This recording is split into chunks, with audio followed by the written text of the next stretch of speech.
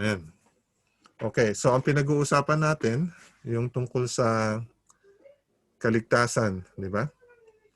So, yung makakatanggap ng buhay na walang hanggan, ang sabi dito, unang-una, yung pag-ibig na pinakita ni Jesus, para sa lahat yon, at yun ay kahit tayo makasalanan pa, namatay na siya para sa atin. Okay? Tingnan pa natin yung susunod na verse. Sa 1 John chapter 5, verse 11 to 12. At ito ang patotoo na tayo'y binigyan ng Diyos ng buhay na walang hanggan, at ang buhay na ito ay nasa kanyang anak. Ito, makikita nyo kung paano dinidiin dito itong mahalagang konsepto na to. Ang sabi dito, tayo'y binigyan ng Diyos ng buhay na walang hanggan, at ang buhay na ito ay nasa kanyang anak. Ano yung nabasa natin kanina? Na isa lang yung pwede nating tagapagligtas. Si Jesus lang, di ba? Yung anak. Ang sabi dito, ang kinaroroonan ng anak ay kinaroroonan ng buhay. Ibig sabihin, kung sino yung merong anak, ibig sabihin yung tumanggap ng anak, tumanggap kay Jesus, meron siyang buhay, di ba? Ang hindi kinaroroonan ng anak ng Diyos ay hindi kinaroroonan ng buhay. Ibig sabihin, if you have Jesus now, you have life. If you don't have Jesus now, you don't have life. Ganun lang kasimple yan. Diba? Kaya sinabi ko kanina, yung Biblia, ano siya black and white lang siya. Madaling maintindihan. Kung wala sa'yo si Jesus ngayon, wala kang buhay. Paraan lang para magkaroon ka ng buhay, tanggapin mo si Jesus. Okay? So, kanina nung tinanong ko kayo paano maliligtas ang tao, may nagsabi na kinakailangan magsisi tayo ng kasalanan. Okay? So, nakalagay yan sa Acts chapter 3, verse 19 to 20. Ang sabi dito, kaya nga magsisi kayo at magbalik loob upang mapawi ang inyong mga kasalanan. Upang ang mga panahon ng kaginhawahan ay dumating mula sa harapan ng Panginoon at upang kanyang suguin ang Kristo na itinalaga sa inyo ni Jesus. Si Jesus. Ang sabi sa atin, magsisi kayo at magbalik loob upang mapawi ang inyong mga kasalanan. Ano yung konsepto niya ng pagsisisi ng kasalanan?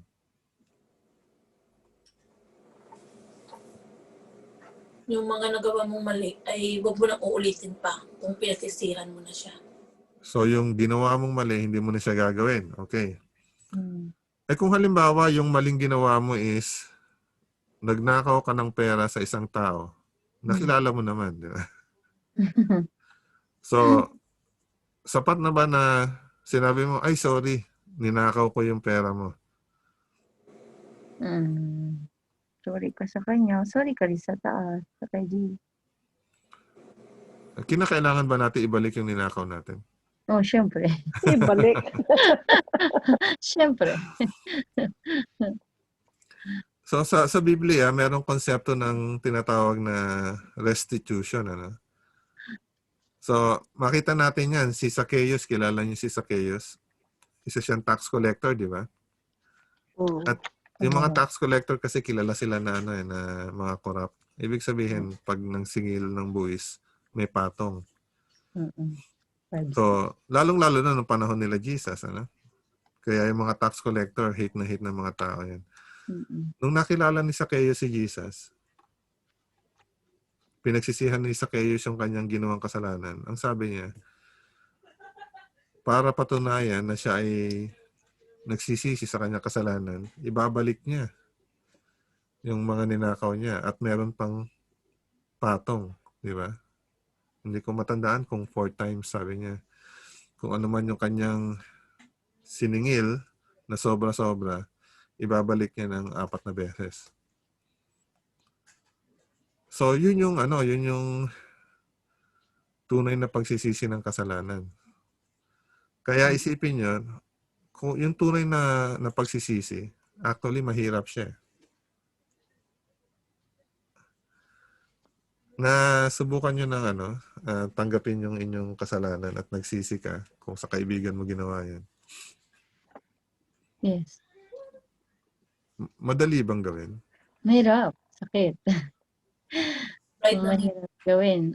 Pero, pag talagang gusto mo, gagawin mo. Kasi, Pag-isip mo na pag hindi ka nagpatawad, hindi ka rin patatawarin ng Lord. Kaya, Mahirap. hinihiling yung kapatawaran. Oh. Pero makikita natin sa Biblia yung pagsisisi ng kasalanan at pagbabalik loob. So, magsisi ng kasalanan, i-stop mo kung ano man yung ginagawa mong mali. At sabi, magbalik loob ka sa Panginoon, di ba? So, hindi lang basta ihinto, di ba? Babaguhin mo yung direction mo. So, minsan ito yung na-experience na problema ng ibang tao na, okay, halimbawa, hanggang ngayon yung buhay mo masama, di ba? Sabi mo, nagsisisi ka, ihinto mo na. So, hininto mo ngang gawin, pero wala kang ipinalit. Alam mo yan? Inalis mo yung bagay na yon sa buhay mo, sa puso mo, pero wala kang ipinalit. So, ano yung mangyayari ngayon pag walang laman, walang ipinalit, di ba? Sooner or later, babalik ka lang din doon sa dati mong ginawa. So, pag tayo ay nagsisi ng kasalanan, hindi tayo nagsisisi ng kasalanan out of the blue. Alam mo yun? Yung gumising ka na lang isang umaga, sinabi mo, ay, magsisisi ako ng kasalanan ko. Hindi ganun yung pagsisisi, di ba? Merong dahilan kung bakit ka magsisisi ng kasalanan mo. At itong pagsisisi ng kasalanan, actually, merong dalawang klase ng pagsisisi ng kasalanan.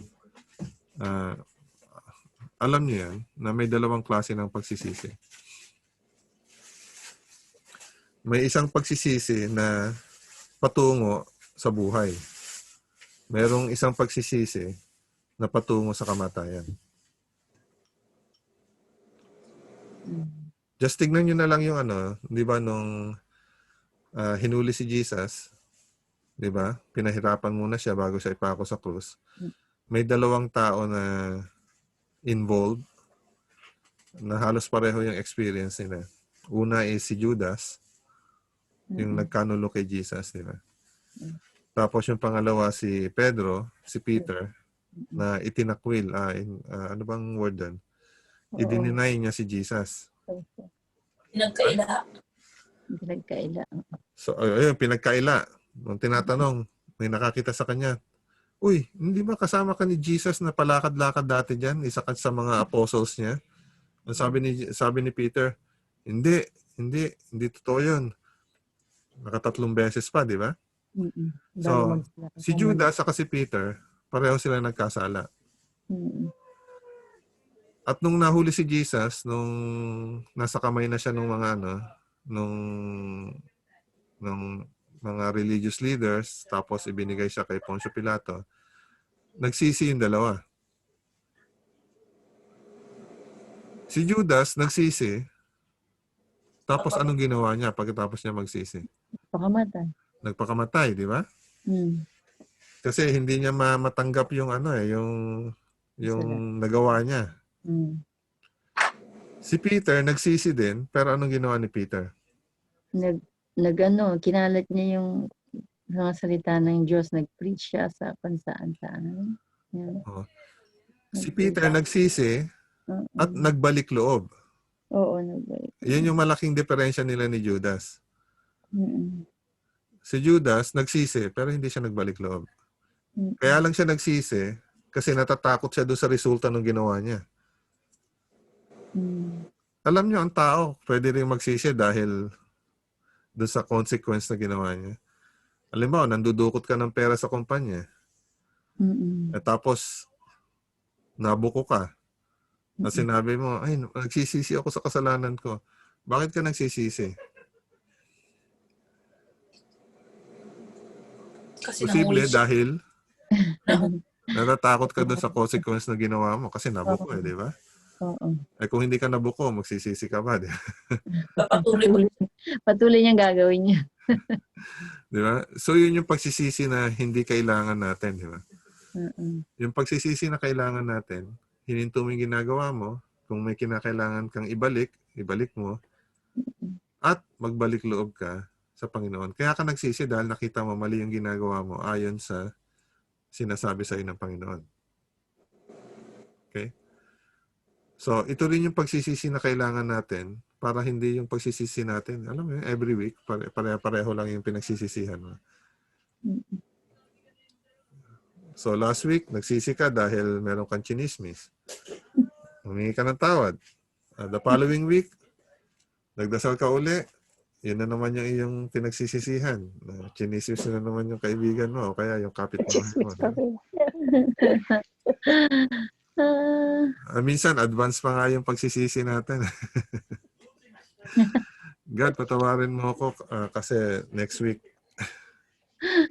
may gagawin ka, alam mo, mali. So, hindi yun yung pagsisisi na kailangan natin. Okay? Next. Sino pa? Ang sabi sa 1 John chapter 1 verse 9, kung ipinahayag natin ang ating mga kasalanan, ano ibig sabihin ng pinahayag? Dinadasal. Oo. Pinapaalam ating kasalanan. Sa English to, confess, ano? Confess. Oo.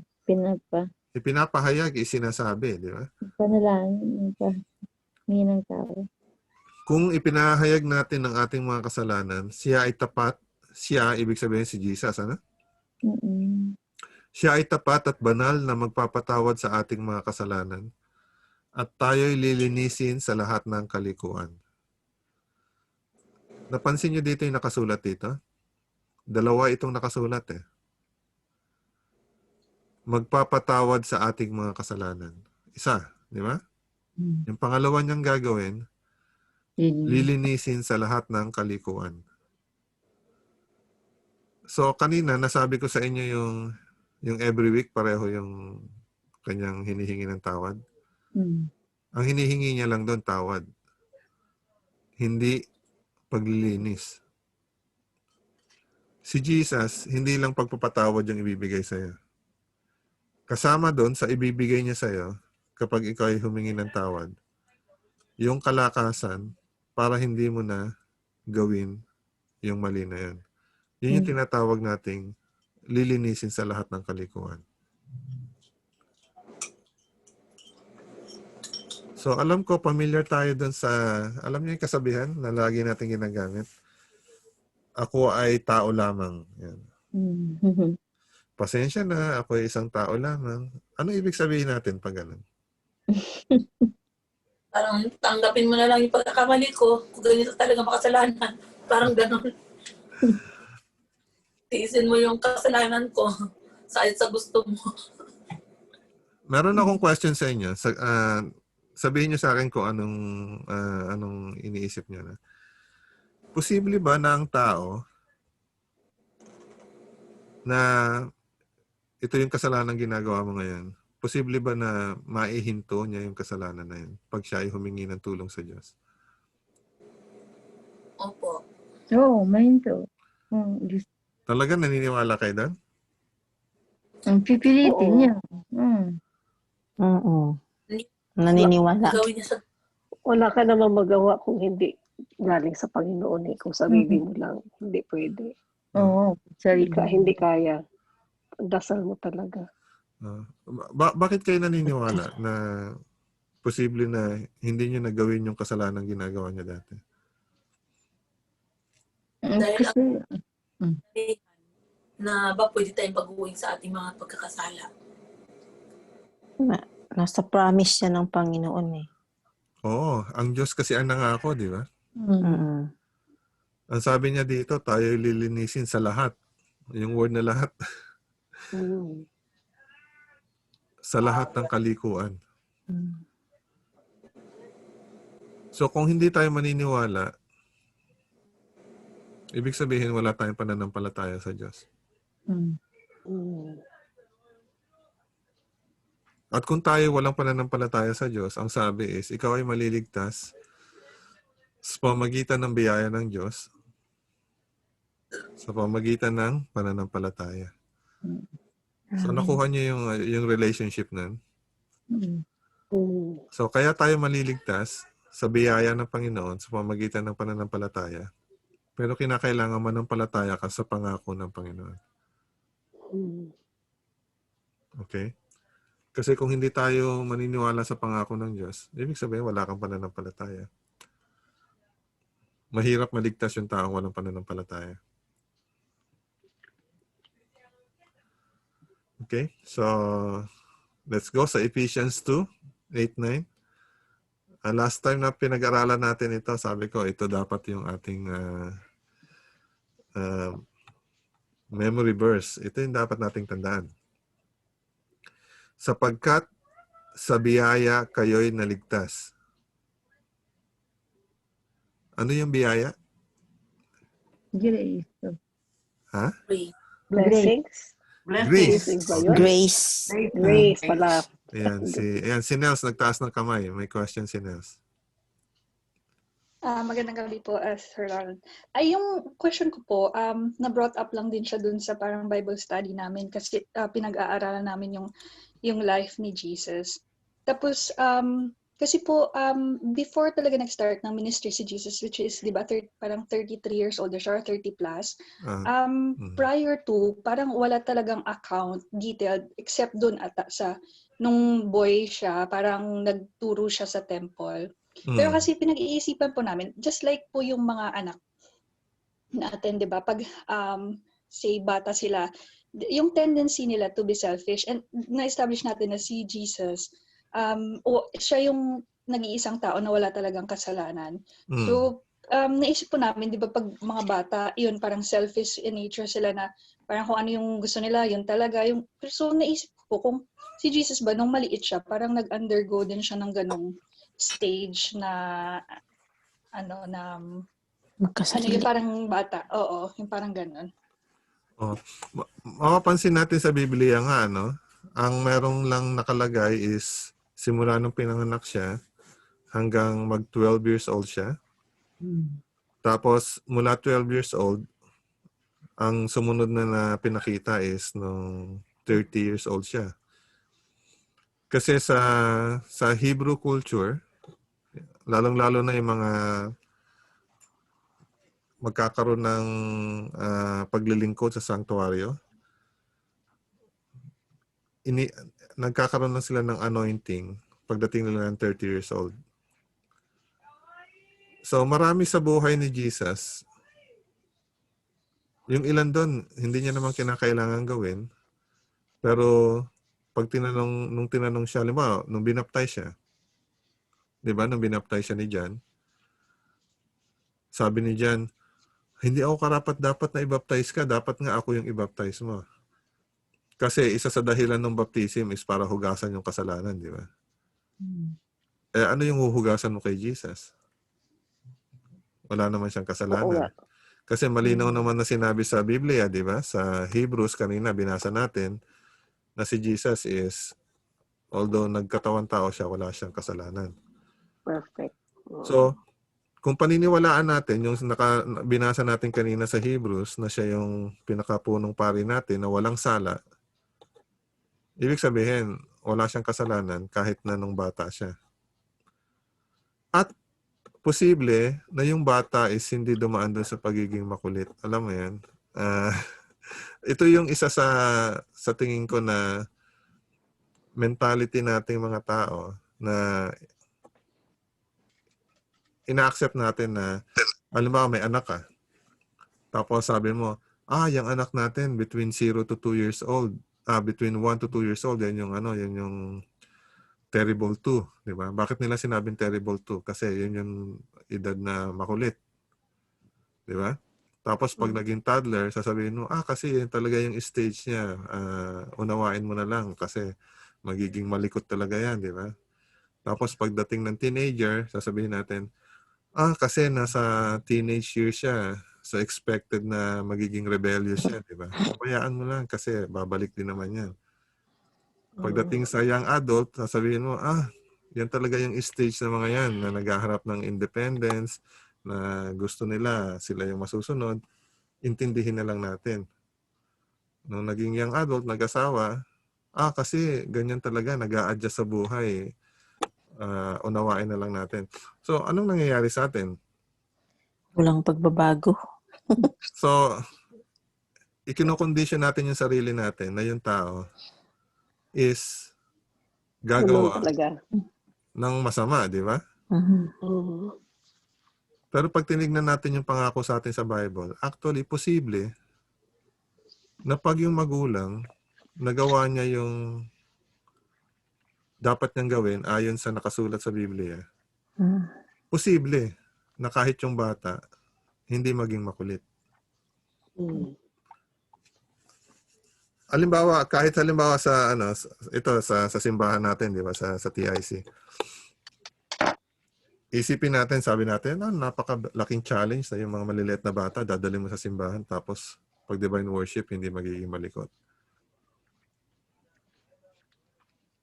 Kinondisyon agad natin yung isip natin na imposible yan.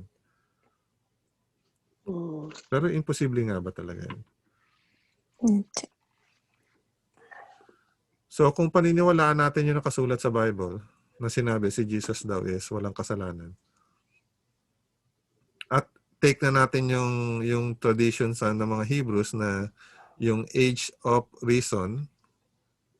Ibig sabihin ng age of reason, yung ikaw is alam mo kung ano yung tama sa kasamali, is 12 years old. Ibig sabihin, ikaw na yung responsible doon sa gagawin mo, di ba? Mm.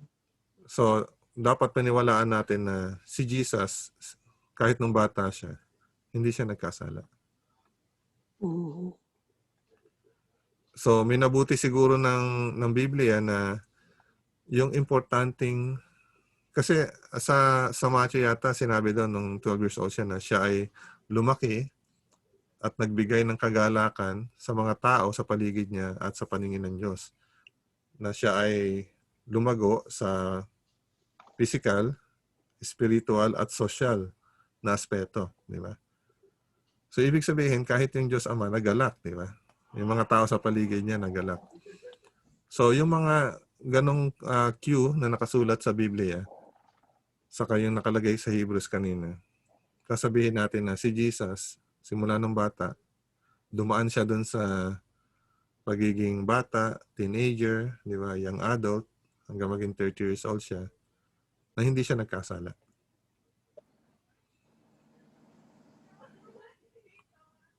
At kung titignan natin yung pangako sa atin sa Biblia, posible na ang tao, kung hihingi ka ng tulong sa Diyos, si Jesus ganun din, humingi lang naman siya ng tulong sa Diyos Ama, di ba? Mm. Posible na tayo ay mabuhay din na katulad ng buhay ni Jesus. Yun ay kung paniniwalaan natin yung pangako sa Biblia. Yeah.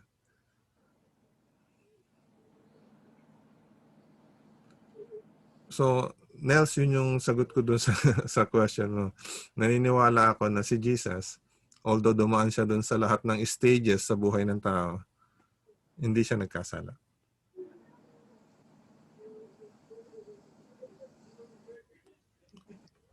May follow-up question doon? Wala po ka siyang girlfriend. Si Jesus. Walang sinabi yung Bible na girlfriend si Jesus eh.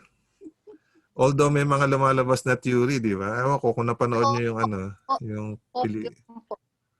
Meron daw po. yung pelikula na Da Vinci Code. Da Vinci. Sinasabi nila si Mary Magdalene daw yung partner Opo, ni yun Jesus. na po. So, yung Da Vinci Code is based sa fiction novel ni Dan Brown, di ba? Mm. So, sa tingin ko, yun yung mga taong nanood ng pelikula na yun, hindi nabasa yung nakasulat dun sa una sa kasahuli, na yung pelikula na yun based sa novel, book ni Dan Brown, at sinabi niya na fiction yan. Ibig sabihin, kathang isip. Elder, okay lang ba yung panoorin yung Da Vinci Code na yun? Kasi parang dati, parang naengganyo din akong panoorin yung pelikulang yun nung nauso yun. Pero hindi ko siya napanood talaga. Kasi parang siya, parang against sa turo sa Bible. Actually, pag tinignan nyo dahil nga fiction siya, ito, nagkasagutan kami ng isang kakilala ko na Iglesia ni Cristo. Kasi tuwan-tuwa yung Iglesia ni Cristo nung pinalabas yung pelikula na yan. Kasi sabi nila, kita nyo, tao lang si Jesus, di ba? Kaya sabi ko, parang hindi mo nakita yung isinulat nung author na sinabi niya is fiction siya, di ba? Ang ibig sabihin ng fiction, katang isip. So kung Biblia yung pagbabasihan natin, walang sinabi sa Biblia na naging girlfriend, naging asawa, o naging anak ni Jesus. Kasi yung Da Vinci Code, ang sinasabi niya, ayan, nagkaroon sila ng relasyon ni Mary Magdalene, nagkaroon sila ng anak. Yung anak na yan is nasan? Sa anong bansa yan? India? Turkey? Basta ganun. Kaya may lugar na doon napunta si Mary Magdalene, tapos kasama yung anak nila ni Jesus. So mga katang isip 'yan. So mag-ingat tayo sa mga ganong palabasan. Okay. So merong clarification tungkol doon? Okay naman Sir, po. Sir Roland, yung comment lang po siguro dun sa na-mention yun na tama po yun, no, na parang possible, hindi imposible na hindi maging makulit yung bata kung from the start pa lang talaga na ituro sa kanya ng mga magulang niya kung ano yung mga dapat na gawin. Siguro po, kasi yung mga parents din kasi makasalanan din in the first place. So, there are instances din siguro na the way na i-pass down natin yung mga lessons dun sa mga bata, hindi rin natin ma-figure out kaagad kung tama ba o hindi. Tapos po yung second po dun is, I think yung brother din ni Jesus na kung saan na kasama niyang lumaki, which is si James. Hindi po ba, kahit siya nag-testify din na Jesus is a God. So, siguro dun pa lang parang nakita niya rin kung paano lumaki si Jesus. So, siguro, yun po. Yun po. Tama yan. Yung si Jesus kasi is marami siyang kapatid. Di ba? Marami siyang kapatid. Pero nakalagay din sa Bible na habang pinagbubuntis siya is walang sexual relationship si Joseph sa si Mary, di ba? At nung unang panahon ng public ministry ni Jesus, kahit yung mga kapatid niya, mga half-brother niya, halimbawa, is rin sila, parang kinukutya nila yung gawain ni Jesus. So makikita nyo, yung buhay tao ni Jesus is ordinaryong tao. Yung mga na-experience natin problema, yung na-experience nating mga temptation, na-experience niya yan. Kaya nga napakalaking bagay na wala siyang kasalanan. Di ba? Kasi kung nagkaroon siya ng kasalanan, hindi siya pwedeng maging tagapagligtas natin. At yun yung pinipilit gawin ni Satan, kaya lagi siyang tinutokso, di ba? Napansin niyo yun. Gumagawa ng paraan si Satan para kahit isang meses man lang, madulas si Jesus, di ba? Pero hindi siya nagtagumpay. At salamat na lang, hindi siya nagtagumpay. Kundi, wala tayong pag-asa. Okay, so nakita natin na sa pamagitan ng ginawa ni Jesus, napatawad tayo sa kasalanan natin, may forgiveness tayo, ay yung penalty dun sa kasalanan natin. Ano na nangyari dun? Pag pinatawad tayo ni Jesus, saan na napunta yung penalty dun sa kasalanan natin? Yung kabayaran. Di ba? Ang sabi dito sa 1 Corinthians chapter 15, sapagkat ibinigay ko sa inyo, una sa lahat, ang akin ding tinanggap. Si Paul yung nagsasalita dito, no? Na si Kristo ay namatay para sa ating mga kasalanan ayon sa mga kasulatan. So naka-prophesy, nasa propesiya yung ginawa ni Jesus. At siya'y inilibing at muling binuhay ng ikatlong araw ayon sa mga kasulatan. Ibig sabihin yung plano ng kaligtasan natin, yung ginawa ni Jesus, simula nung pinanganak siya hanggang mamatay siya, nakasulat. Ibig sabihin, nasa propesya sa Old Testament. Okay? At ang sabi pa dito sa 2 Corinthians chapter 5 verse 19, sa makatwid, kay Kristo ay pinagkasundo ng Diyos ang sanlibutan at ang kanyang sarili. Nagkaroon ng reconciliation. Kasi nabanggit natin kanina yung kasalanan, yun yung naghiwalay sa Diyos saka sa tao. Yung ginawa ni Jesus, pinagkasundo niya ang Diyos at ang sanlibutan sa kanyang sarili, di ba? Nagkaroon ng reconciliation. Kung ano yung naging hadlang, yung kasalanan, nagbigay ng hadlang between tao sa Diyos, ang ginawa ni Jesus, ni-reconcile niya. Okay? Na hindi ibinibilang sa kanila ang kanilang mga kasalanan at ipinagkatiwala sa amin ang salita ng pakikipagkasundo. So, yung mga kasalanan na nagawa natin dati, ang sabi dito, hindi ibinibilang sa kanila. So, pag tinanggap natin yung ginawa ni Jesus para sa atin, pag tinitingnan tayo ng Diyos, yung kasalanan na ginawa natin, wala na sa pangalan natin. Kasi, meron ng substitute sa atin. Yung substitute na yun, si Jesus. Okay?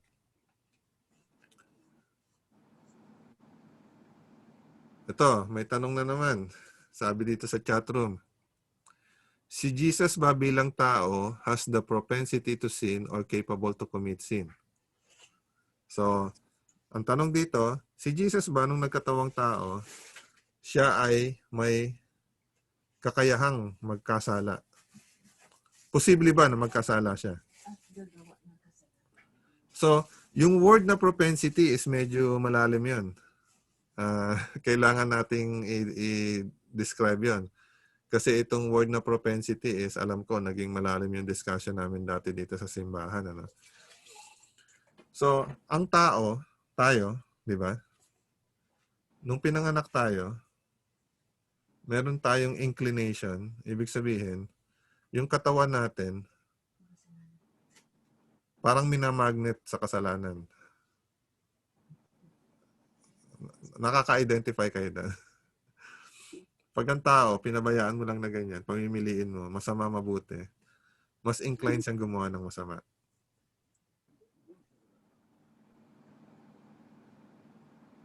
At ang dahilan nun, nung nagkasala si Adan sa si Eva, yung nature nila, naging sinful nature.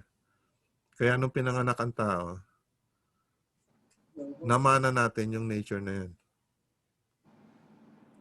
At ito, lilinawin ko kasi dito merong pagkakalito, no? Iba yung pinanganak ka na ang nature mo makasalanan.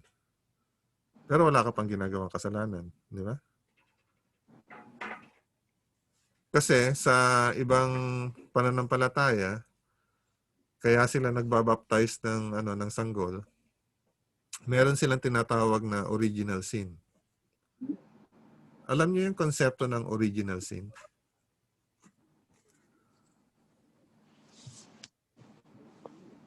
Pag sinabing original sin, anong ibig sabihin? Yung kay Adan tsaka Eva.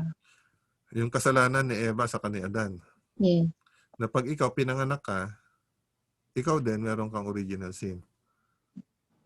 Yun yung konsepto ng original sin. Yes. Which is hindi tinuturo sa Biblia yan. Ang namana mo kay Eva at Adan, yung nature nila ng pagiging makasalanan. At pwede nating sabihin, ito na rin yung mga genes natin, di ba? Pag ginawa natin sa scientific na paliwanag, na yung genes natin naka-wired para sundan mo yung layaw nung katawan mo, nung laman mo, di ba? Ngayon, si Jesus, although pinanganak siya, at yung kanyang nature din is yung fallen human nature. Ibig sabihin, yung nature ni David, di ba? Natapos na siya kay Adan, ilang libong taon na ng kasalanan niya, di ba? So yung katawan din ni Jesus, merong kahinaan na katulad ng katawan ng tao na nakakaramdam ng sakit, di ba? Nakakaramdam ng ano ba yung mas masarap? Yung nasa loob ka ng air-conditioned room o kaya nasa labas ka sa nabibilad ng araw. Di ba? Ano ba ang masarap? Yung ikaw ay nagpapahinga o ikaw ay nagtatrabaho sa bukid. Di ba? So, lahat yun, nararamdaman ng katawan niya. So, from that perspective, posible na magkasala si Jesus. Otherwise, bakit pa siya tutuksohin ni Satan, di ba? Kung hindi siya magkakasala.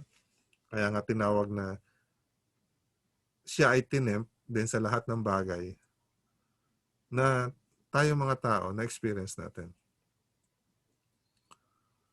Ang pagkakaiba lang kay Jesus is, sa simula pa lang, is nasa kanya na yung Holy Spirit. At yung alam natin na simula pa lang bata, si Mary, ginagabayan na sila ng Holy Spirit, ng angel, di ba? At sila ay sumusunod.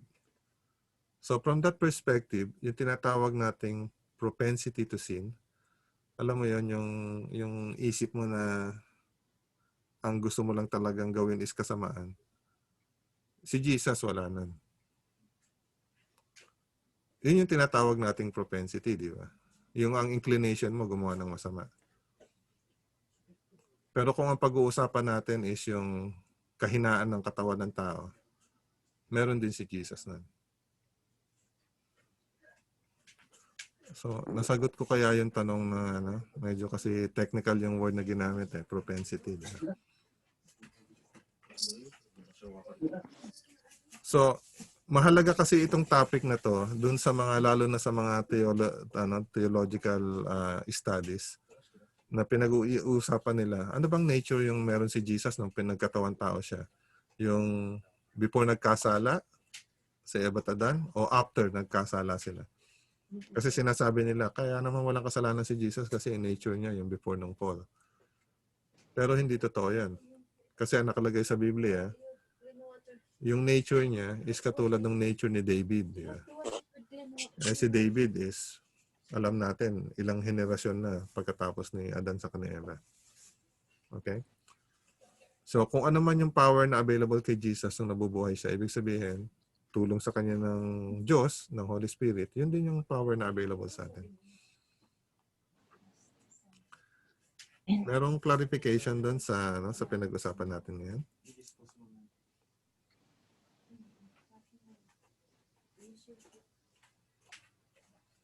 Wala? Okay. So, let's go to the next one. So, yung penalty sa kasalanan natin, hindi magically na nawala yan. Na-transfer lang. So, dito pag nalinawan natin ito, lalo nating ma-appreciate yung ginawa ni Jesus. Yung penalty sa kasalanan, yung kamatayan, hindi siya magically na nawala. Na-transfer lang siya. Kaya nga nung pinag-aralan natin yung sanctuary services, di ba? Napansin niyo? Merong sacrifice, yung tupa, yung dugo niya, ipinahid sa sanctuary. Yun yung proseso na pinapakita sa atin na tinatransfer yung kasalanan natin sa sanctuary ng Diyos. So yung kasalanan natin, yung penalty nun, si Jesus yung nagdala nun, di ba? Kaya nga siya lang yung may karapatang magpatawad sa atin. Wala nang iba. Kasi siya lang yung gumanap nun. Basahin natin itong nasa Romans chapter 3. Sila ngayon ay itinuturing na ganap ng kanyang biyaya bilang kaloob sa pamamagitan ng pagtubos na nakay Kristo Jesus, na siyang inialay ng Diyos bilang handog na pantubos. Nakita niyo yung word na ginamit, pantubos, ransom, ano? Sa pamamagitan ng kanyang dugo na mabisa sa pamamagitan ng pananampalataya. So itong transaction na to, faith transaction, pananampalataya. Ang sabi ni Jesus, ako yung magbabayad dun sa penalty ng kasalanan mo. Naniniwala ka ba?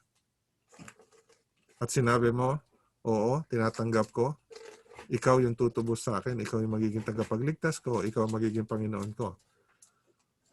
Pag ginawa mo yun, yung transaction nyo, sasabihin na ni Jesus, okay, simula ngayon, ako na ang magiging Panginoon mo, di ba?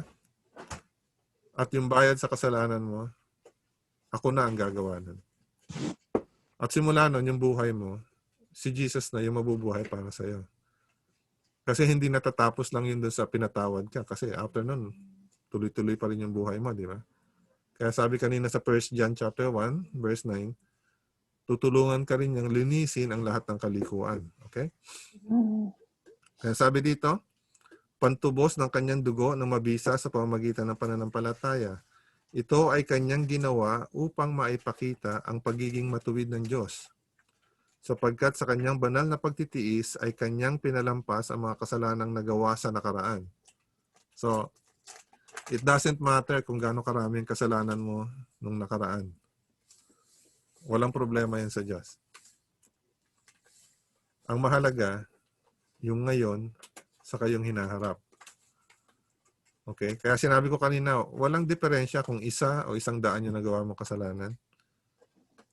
Walang diferensya sa Panginoon yun. Kasi, pag ikaw ay tinanggap mo yung pagliligtas sa ng Panginoon, lahat ng nagawa mong kasalanan before, para kang binigyan ng malinis na papel. Di ba? Siya nang bahala doon. Problemahin mo na lang, simula ngayon, si Jesus na yung kasama mo sa buhay mo.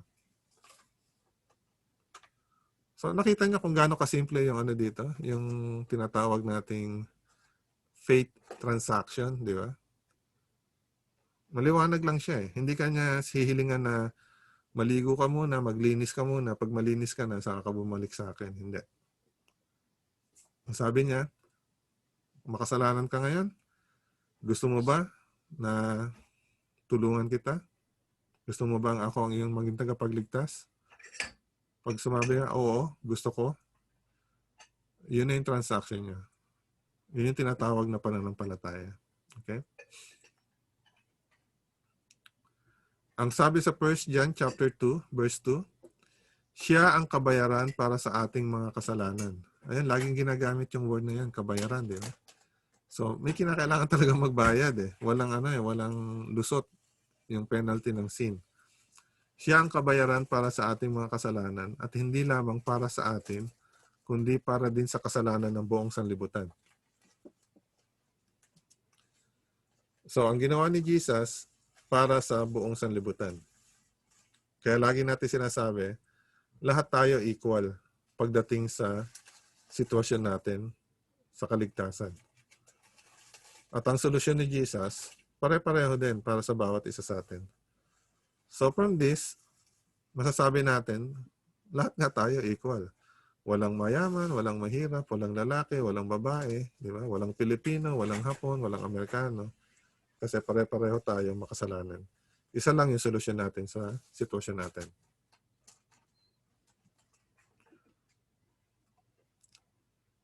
So, ano yung nangyari sa krus? Paano naging posibilidad yung kaligtasan natin? Ang sabi dito sa Colossians chapter 2, verse 15, inalisan niya ng sandata ang mga pinuno at ang mga may kapangyarihan, at sila'y ginawa niyang hayag sa madla na nagtatagumpay sa kanila sa pamamagitan nito. Pag binasa niyo itong chapter na to, ang pinag-uusapan nila dito yung pinag-uusapan natin sa Great Controversy. Alam niyo, di ba, si Lucifer na naging si Satan, na sa krus, inihayag sa madla, inihayag sa lahat kung ano talaga yung kulay ni Satan, di ba? Yung tinatawag dito mga pinuno at may kapangyarihan. Sila kasi yung yung sinasabi nila, amin ang earth, di ba? Kami na yung bossing dito, di ba? Sa krus, ipinahayag ng Diyos, ipinahayag sa madla kung ano talaga yung kulay ni Satan, kung ano yung talagang kulay ng kasalanan. Kaya ang sabi sa krus, dun nagtagumpay si Jesus, di ba? At naging talunan si Satan. So, yun yung mahalaga nangyari sa krus. Kaya tayo, ano yung gagawin natin para makasama tayo doon sa nanalo, doon sa victorious? Nakalagay sa 1 Peter chapter 3.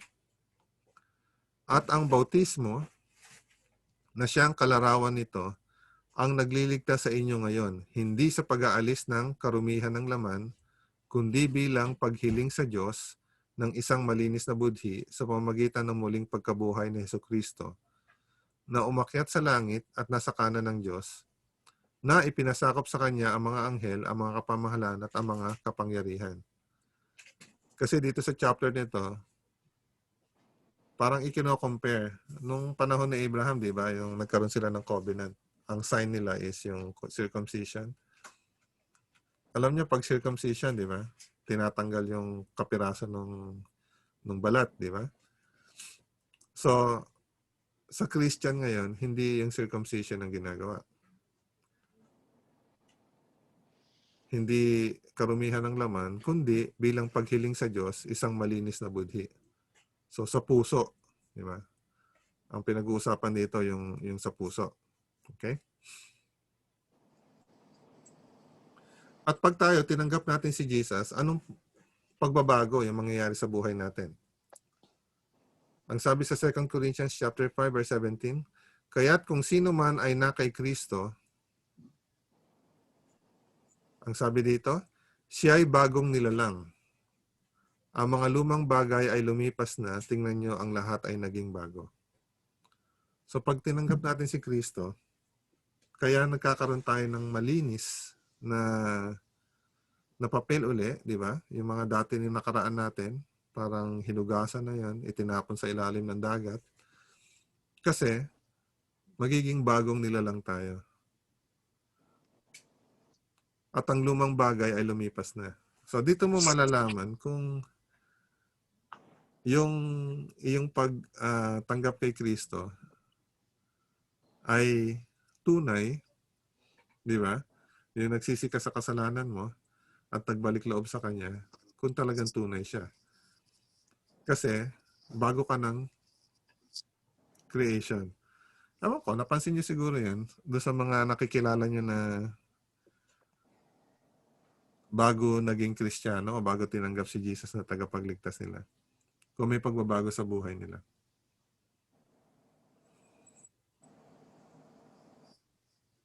At ang sinasabi nila, yung pinaka-mainam na pruweba na ang Biblia ay salita ng Diyos at ng kapangyarihan ng Diyos doon sa mga tao na yung buhay is na bago.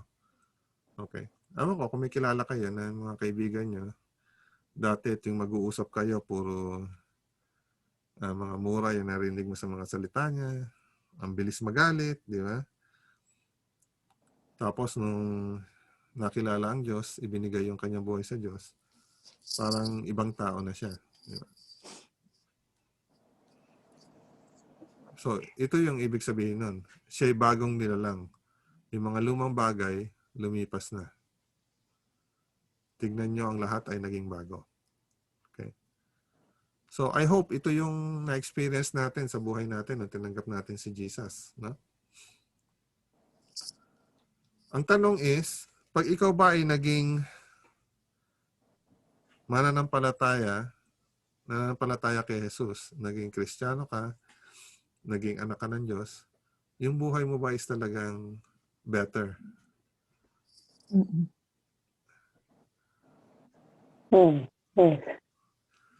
So, yung definition ng better, sa tingin ko, doon depende. Kung masasagot ito ng oo, hindi, di ba? Kasi ang definition ng better sa worldly standard is iba doon sa spiritual. Di ba? Anong definition niyo ng good life? Ang better parang lukewarm. Ang best ang nagbago na talaga. Ano niyo masasabi na ano yung definition para sa inyo ng good life? Good life is to walk. Yung walang kasalanan. Yung pag Nakadepende hindi sa ka na Panginoon. nagkakasala, yun yung good Oo. life. Depende Bagong ka na sa lahat, depende ka na sa Panginoon. Mhm. bagong pagkatao. Okay? Bagong pagkatao. Minsan kasi, di ba, alam mo na may ginagawa ka na mali at araw-araw, parang guilty yung pakiramdam mo. At lagi kang takot na although alam mo na merong Diyos, na merong judgment sa huli, pero alam mo na hindi, yung alanganin ka, alam mo yun, sa judgment dahil hindi tama yung relasyon mo sa Panginoon. Yun yung sitwasyon na hindi ka makakatulog eh. Di ba? Kahit nga marami kang pera, malaki bahay mo, meron kang nabibili mo kung anong gusto mo. Pero pag gabi, pag mag-isa ka na lang,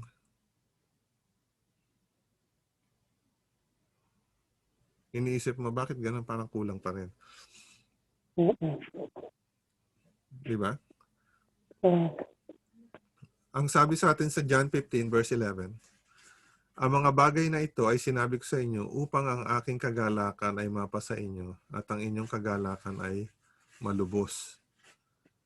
So ang dahilan kung bakit gusto ni Jesus na tanggapin natin siya bilang tagapagligtas natin, para yung kagalakan natin malubos. Di ba? Ibig sabihin ng malubos, maging full. Di ba? Hindi kalahati, hindi konti. Gusto niya yung ating kaligayahan is malubos, makompleto. At itong kagalakan na pinag-uusapan natin, hindi ito yung pag uminom ka ng alak, yung tawa ka ng tawa, o pag nakadroga ka, di ba? High na high ka. Hindi ito yung kagalakan na sinasabi natin dito, di ba? Ito yung kagalakan na kahit bumabagyo sa labas, hindi matitinag yung kagalakan na nasa loob mo. Okay? Kahit nagkakagulo na yung buong mundo, peaceful pa rin yung isip mo. Ang sabi sa John 8:36, kaya't kung kayo'y palayain ng anak, kayo nga'y magiging tunay na malaya.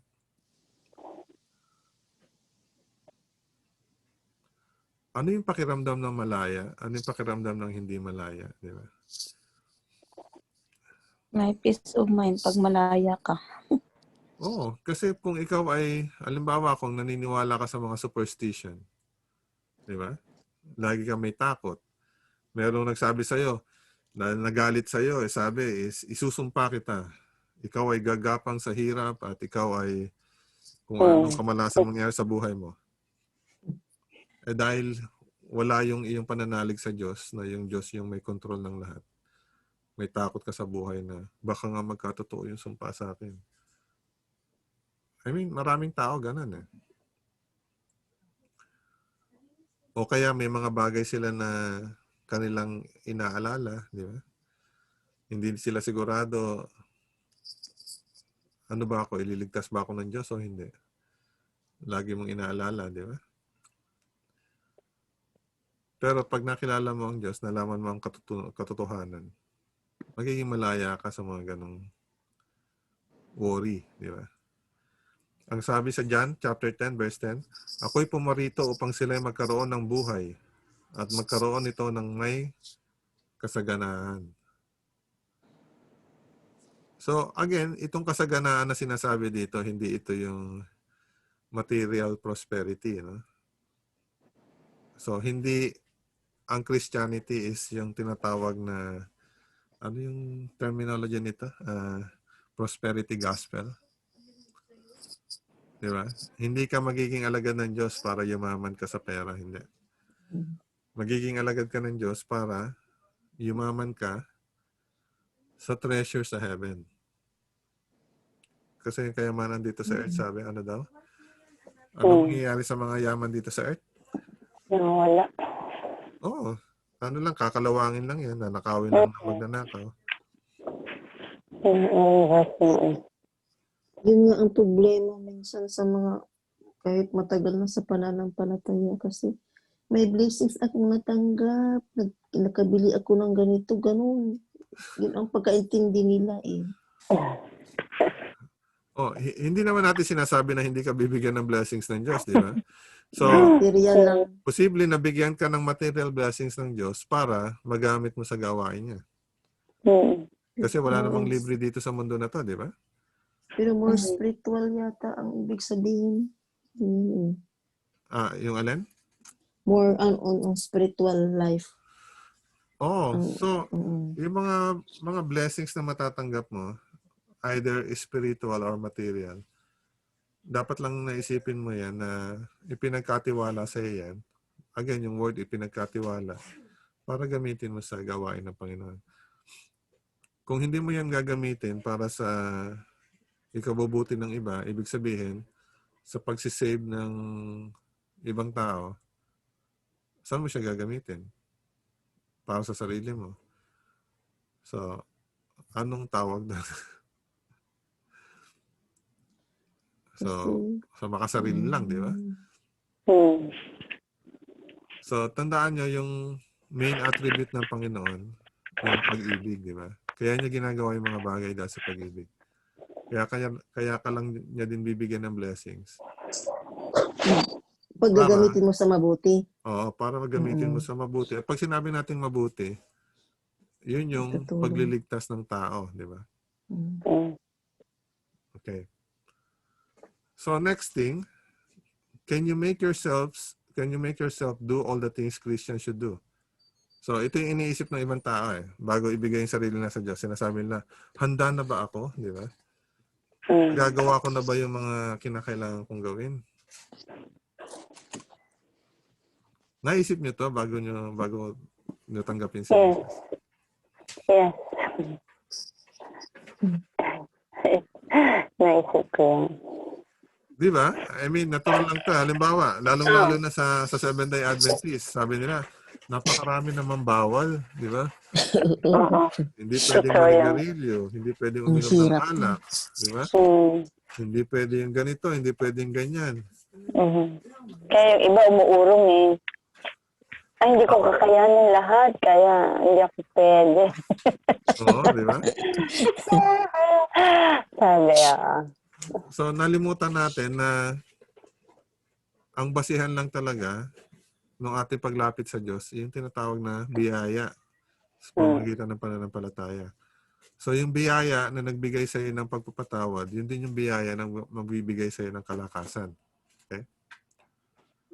Kaya sabi dito, ako'y ipinakong kasama ni Kristo at hindi na ako ang nabubuhay, kundi si Kristo ang nabubuhay sa akin. So, pag binigay mo yung sarili mo kay Kristo, hindi na ikaw yung gagawa niyan. Si Kristo na yung nabubuhay sa'yo.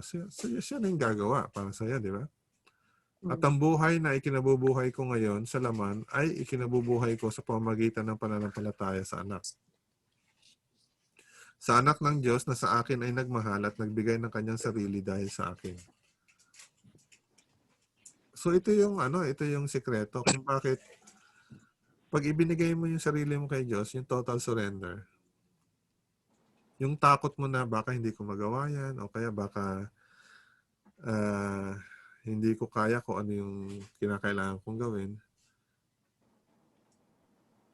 Hindi yun yung problema ng Kristiyano Ang problema ng Kristiyano, kung paano siya mananampalataya at magtatrust 100% sa Diyos. Kung paano gagawin ng Diyos yung kinakailangan mong gawin, siya na yung bahala doon. Di ba? Kung papakinggan natin, parang sasabihin natin, hindi ba parang ano yan? Yung parang isip bata? Hindi ba kinakailangan pag-isipan kung ikaw nga ay kakayanin mong gawin yan? Actually, ang dapat mong pag-isipan kung 100% magtitiwala ka sa Diyos. Yun lang yung dapat mong pag-isipan. Pag nagtiwala ka 100% sa Diyos, sa Kanya mo na ibigay yung problema na yan. Di ba? Kasi may pangako siya dito sa Philippians chapter 4 verse 13. Lahat ng mga bagay ay aking magagawa sa pamamagitan niya nagpapalakas sa akin. Ayun. Sa English, I can do all things through Christ which strengthens me. Naniniwala ba tayo dito sa pangako na to? Yes. Di ba? Sasabihin, oh, mahirap sundin yung yung Ten Commandments, di ba? Mahirap nga kung ikaw ang sa sarili mo lang ikaw aasa. Pero kung aasa ka sa pangako ng Diyos, ang sabi niya, lahat ng mga bagay ay aking magagawa sa pamamagitan niya nagpapalakas sa akin. So, sa tingin ko, ang problema lang daw yung trust, yung pananampalataya. Kaya ang sabi, mahirap talagang i-please ang Panginoon kung wala kang pananampalataya. Di ba? So, does this mean that even the Ten Commandments will not be hard to obey? Ang sabi sa John 14:15, kung ako'y inyong minamahal, ay tutuparin niyo ang aking mga utos. If you love me. So, walang My problema command. kung meron pagmamahal, di ba? 1 John chapter 5 verse 3, sapagkat ito ang pag-ibig ng Diyos na ating tuparin ng kanyang mga utos at ang kanyang mga utos ay hindi pabigat. Mabigat lang yan kapag ang iniisip mo, maliligtas ako pag sinunod ko itong mga utos na to. Mabigat talaga yan. Kasi laki ng pressure sa'yo, di ba? Pero pag inisip mo, sapagkat ito ang pag-ibig ng Diyos na ating tuparin ng kanyang utos, pag dinaan mo sa pag-ibig, kaya mo sinusunod dahil sa pag-ibig. Hindi mabigat yan. Kaligayahan yan. Nakita niyo yung pagkakaiba? Pag sinusunod mo dahil sa pagmamahal, kaligayahan yan. Pag sinusunod mo yung utos dahil natatakot ka na hindi ka maligtas, pabigat yan.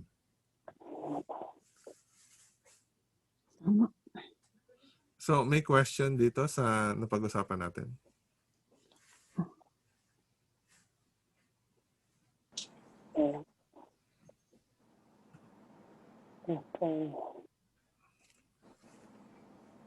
Ito yung pinaka-basic na na dapat ang Kristiyano, siguradong sigurado siya. Kaya pag tinanong ka ng ibang Kristiyano, ikaw ba ay ligtas? Yes. Anong sagot natin doon? Ikaw ba ay ligtas? Yes. Yes. Dahil? Sa awa ng Diyos. Pananampalataya, sa grace and Dahil sa pananampalataya na dahil sa biyaya ng Diyos, di ba? Nakuha natin sa pamamagitan ng pananampalataya. Sinasabi nila, kung ikaw ay ligtas, ikaw ba hindi na nagkakasala? No. Sala. Anong sagot natin doon? Kakasala. Nagkakasala pa rin, di ba? Anong kaibahan ngayon? Hindi mo sinasadya yung paggawa ng kasalanan. Hindi sinasadya. Pero minsan, nasasadya natin, lalo na pag galit tayo. Di ba? Pero ang kaibahan nun, halimbawa katulad ni David. Si David, di ba? Sa tingin niya ba, hindi niya sinasadya na makipag-apid kay Bathsheba? Sinadya niya yun. Sinadya niya yun. Inlano niya pa nga. Gusto siya eh. Pero, ang diferensya kay David, nung ma-realize niya yung pagkakamali niya, anong ginawa niya? Nagbalik loob siya, nagrepentance siya. Nagrepent siya, nagbalik loob. Ito yung diferensya bilang isang Kristiyano. Di ba? Ito yung binabasa ko dati sa inyo sa 1 John chapter 2 na isa ring napakahalagang verse. Ito. Teka, sa Tagalog natin basahin. 1 John chapter 2. Ito. Ang sabi? Mga munti kong anak. Ang tawag sa atin ni John is mga munti kong anak. Di ba? Ang mga bagay na ito ay isinusulat ko sa inyo upang kayo'y huwag magkasala. Manlinaw, di ba? Kaya niya sinasabi, ang objective para huwag magkasala. Ngunit, kung ang sino man ay magkasala, tayo ay may tagapagtanggol sa harap ng Ama, si Jesus Kristo na siyang matuwid. So nakita niyo yung diferensya ngayon na ikaw ay tinanggap mo si Jesus na iyong tagapagligtas? Aakayin ka niya para hindi ka magkasala. Kaya nga lilinisin yung lahat ng kalikuan mo, di ba? Pero hindi na-expect ng Diyos na overnight mangyayari sa iyon. Kaya ang sabi, ngunit kung ang sino man ay magkasala, tayo ay may tagapagtanggol sa harap ng Ama, si Jesucristo na siyang matuwid. So, maintindihan natin dito na kung bakit ang Kristiyano na tumanggap kay Jesus, wala na siyang takot, di ba?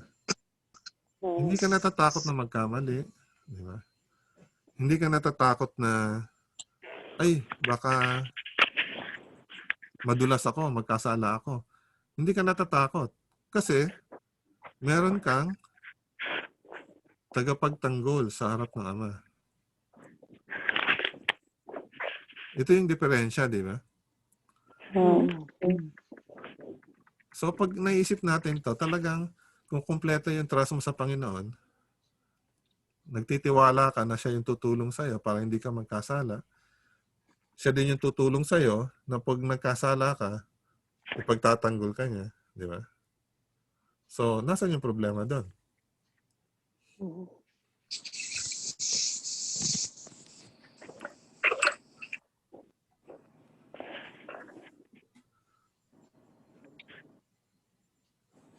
So, dito sa lesson natin, meron ba kayong natutunan na medyo iba doon sa pagkakaintindi niyo dati?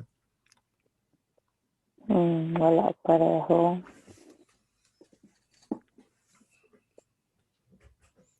So, hindi na tayo nag-aalala ngayon pagdating sa ating kaligtasan. Kasi ang assurance natin ng Panginoon, di ba?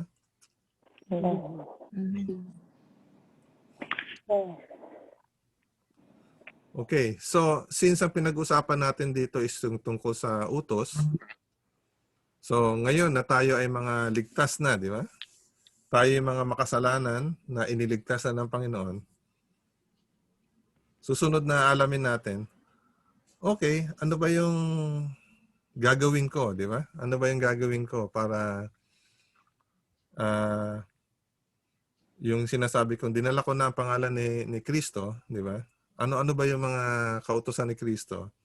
Dahil sabi niya, kung mahal mo ako, sundin mo yung kautusan ko. Okay, God, ipaalam mo sa akin, ano ba yung mga gagawin ko, di ba? So, yun yung pag-aaralan natin next time. Yung kautusan, saka ano-ano yung mga tinatanong nila pagdating sa kautusan. Ipinako na ba yung kautusan sa krus? Di ba? Yung 10 Commandments ba, 9 Commandments na lang ngayon? Parang ang weird ng question, ano? Ilan yung kautusan sa 10 Commandments? 10. Kaya nga 10 Commandments. Magtataka ka nine kasi yung ibang tao, ang sagot dyan, 9 o kaya 100. Marami. Ganun. Okay. Saka yung mga yung mga question nyo tungkol sa kautusan, i-prepare nyo na para mapag-usapan natin sa Thursday. So, familiar kayo na sa Bible may iba-ibang klase ng kautusan, di ba? Ilan yung alam yung klase ng kautusan sa Bible? Sa 10 Commandments? So, yung 10 Commandments is kasama siya sa moral law, di ba? Bukod sa moral law, ano pa yung alam natin na kautusan? Ceremonial law. Ceremonial law, okay? Bukod pa doon, ano?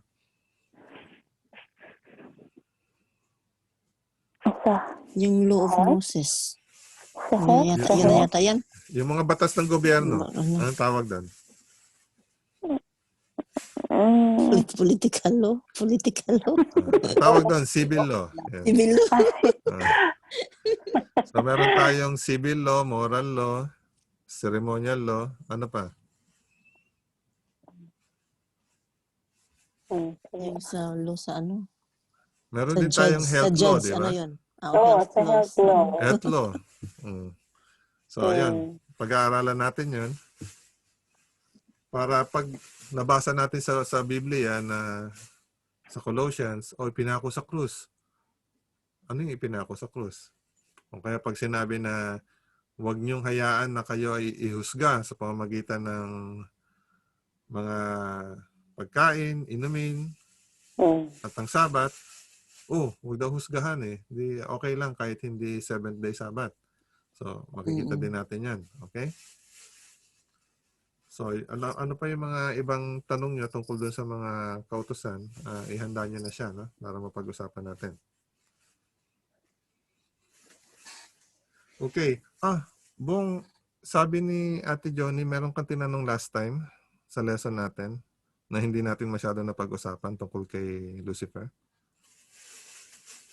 Ako po. Meron ka bang question na hindi natin napag-usapan ng gusto? Ay, hindi ko na po maalala. Hindi mo Isipin naalala? ko po ulit. Oo. Meron pa. Isipin ko po ulit. Baka Okay. next week tatanong ko po. Ay, sa Thursday. Okay. Okay, so wala na tayong katanungan? Wala na po. Okay. So, let's have a word of prayer to close our study. Let's pray. Dear God, we would like to thank you once again. You have given us time to study your word. Thank you for the salvation that you have given us through your Son, Jesus Christ. Please help us to really see what he has done for us, that we will accept and continue the saving relationship with him. Please forgive us for the sins that we have done and help us to be in the right, straight direction so that when you come again, we'll be happy to welcome you and say, here is our God, here is our Lord. Please be with us and our families. Keep us safe. In Christ's name we pray. Amen. Amen. Sir Amen. Roland, Amen. Maraming thank you. salamat. Good night. Thank you po ulit. Good night sa bawat Thank isa. you. Good night. Good Maraming night. salamat. Good sa night. Good night. Elder Lola, nandiyan ka po ba? Hello?